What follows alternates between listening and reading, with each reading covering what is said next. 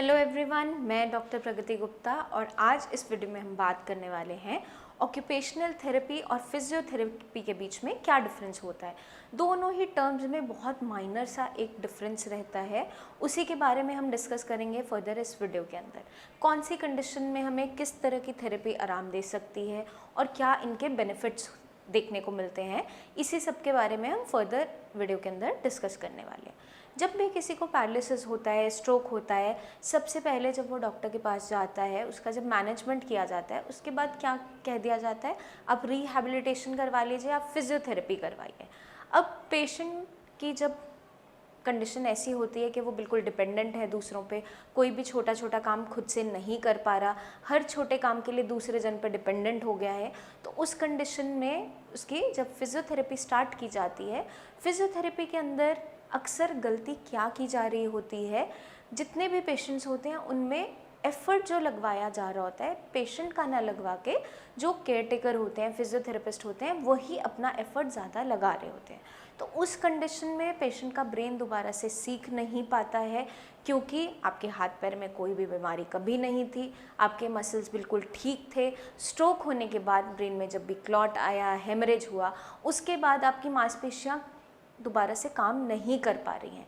तो समझना ये ज़रूरी है कि जो पैरालिसिस बीमारी है वो हाथ पैर की बीमारी बिल्कुल नहीं है, वो एक ब्रेन का डिसऑर्डर है। ब्रेन के अंदर जब नुकसान हुआ, चाहे क्लॉट से या हेमरेज से, चोट लगने से, तब जाके आपकी बॉडी की फंक्शनिंग में लॉस आया है। तो जब भी आपकी बॉडी की फंक्शनिंग में ये लॉस आया है, इसकी रिकवरी करवाने के लिए ऑक्यूपेशनल थेरेपी मदद ज़्यादा करती है। अब समझना ये ज़रूरी है कि फिजियोथेरेपी और ऑक्यूपेशनल थेरेपी में जो माइनर डिफरेंस है वो है क्या। पहले आप, क्योंकि अगर उसको समझ पाएंगे तभी आगे चल के इस बीमारी का मैनेजमेंट अच्छे तरीके से समझ पाएंगे। तो जो फिजियोथेरेपी होती है उसके अंदर ज़्यादातर काम किया जाता है आपकी मसल की टोन पे, मसल की स्ट्रेंथ पे। तो इसमें क्या देखने को मिलता है, मान लीजिए मेरा राइट हैंड पैरालाइज्ड है, तो पेशेंट को एक्सरसाइजेस कभी कभार क्या करवाई जाती है, उसको दम लगवा रहे होते हैं, आगे मूवमेंट करने के लिए, पीछे करने के लिए मुट्ठी खुलवा रहे होते हैं, बंद करवा रहे होते हैं, हाथ को ऊपर लेके जाया जा रहा होता है, नीचे लेके आते हैं, इस तरीके की एक्सरसाइजेस करवा रहे होते हैं। अब इन एक्सरसाइजेस में नुकसान पूरी तरह से नहीं होता है, लेकिन अगर प्रोलॉन्ग पीरियड के लिए हम इन्हीं एक्सरसाइजेस को कंटिन्यू करते हैं बिना पेशेंट का स्ट्रेंथ लगवाए, तो पेशेंट के अंदर रिकवरी देखने को नहीं मिलती है।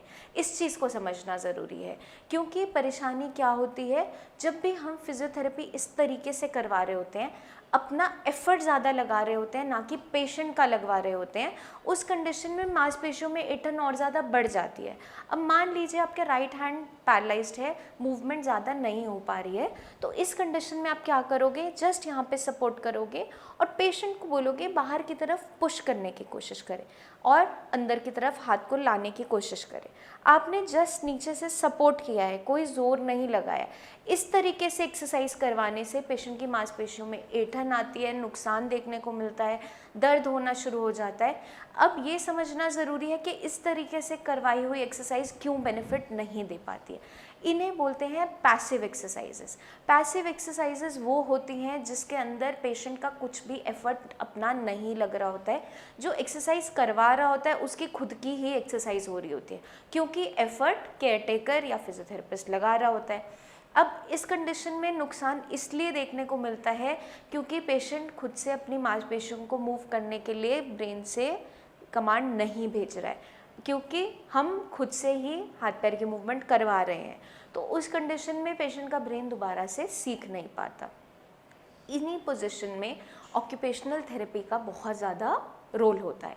अब ऑक्यूपेशनल थेरेपी और फिजियोथेरेपी में जो माइनर सा डिफरेंस है वो इतना ही है कि आपको कुछ ऐसी एक्टिविटीज़ दोबारा से ब्रेन को सिखानी है जिससे आपकी फाइन मोटर स्किल्स भी वापस आने लगे, आप अपने काम करने के लिए इंडिपेंडेंट होते चले जाओ।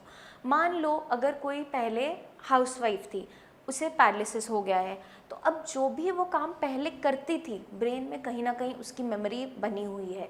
आप जब उस एक्टिविटी को दोबारा से करवाओगे पेशेंट से, तो ब्रेन दोबारा से सीखता है और हाथ की मूवमेंट को वापस लाने की कोशिश खुद से करता है।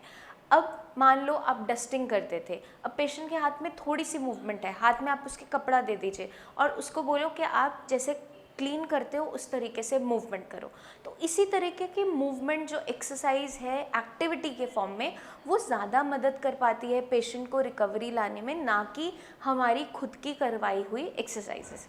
इनिशियली जब पेशेंट बेड रिडन होता है, कुछ भी मूवमेंट खुद से नहीं कर पाता है, उस केस में जो आपकी पैसिव एक्सरसाइजेस है जिसमें एफर्ट केयर टेकर ज़्यादा लगा रहा होता है, वो कहीं ना कहीं थोड़ा बहुत हेल्प कर जाती हैं। लेकिन वंस द पेशेंट इस कंडीशन में आ चुका है, जब वो थोड़ा थोड़ा मूवमेंट कर रहा है, उठ बैठ पाता है, चल पाता है, उस कंडीशन में हमें उसको वो एक्टिविटीज़ करवानी है जो उसके ब्रेन में ऑलरेडी स्टोर्ड है मेमोरी की तरह। अब कोई मान लो पहले शेफ़ था, चॉपिंग का काम करता है, कुकिंग का काम करता था, तो आप उसको दोबारा से नाइफ़ दो हाथ में अगर वो होल्ड कर पाता है और उसे बोलो कि वेजिटेबल्स को आप चॉप करने का कोशिश करोगे। अब उससे बेनिफिट क्या होगा, पेशेंट ग्रैब तो कर लेता है, हाथ में ग्रिपिंग भी है, बहुत फाइन मोटर स्किल्स नहीं है पेशेंट के पास जिससे फाइनली वो चीज़ों को चॉप कर सके।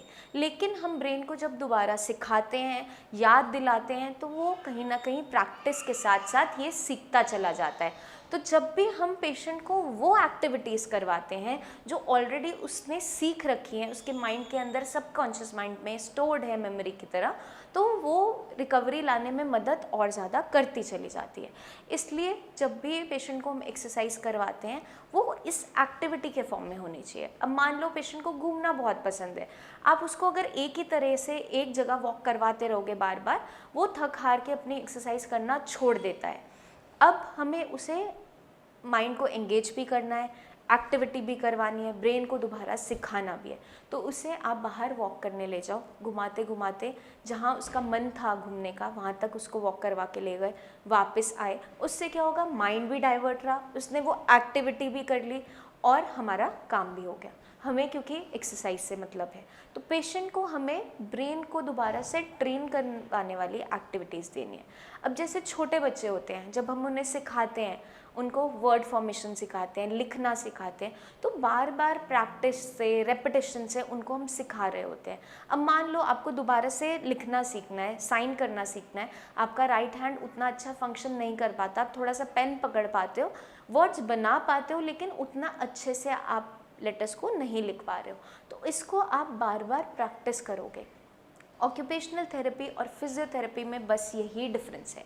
ब्रेन को जहाँ ट्रेन करने का प्रोसेस मसल की एक्टिविटी के साथ किया जाता है वो होती है ऑक्यूपेशनल थेरेपी, और जहाँ सिर्फ मसल स्ट्रेंथ पे काम करते हुए मसल टोन पे ही वर्क किया जाता है वो होती है फिजियोथेरेपी।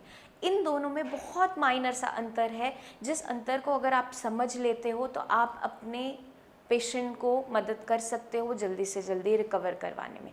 क्योंकि अगर हम ब्रेन को दोबारा से एक्टिविटीज़ करवाएंगे जो वो पहले करता था, तो ब्रेन दोबारा अच्छे से सीख जाता है।